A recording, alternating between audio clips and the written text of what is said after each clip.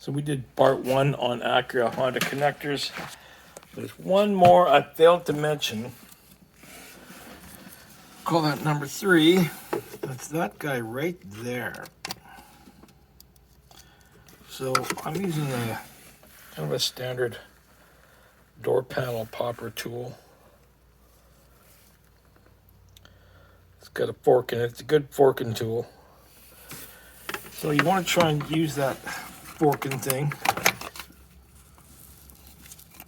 to sort of compress the 2 tabs. Again, if you get the wiggle just right.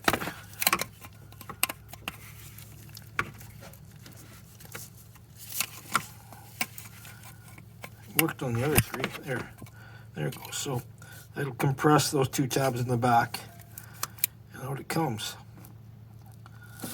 And here's a look at it for you.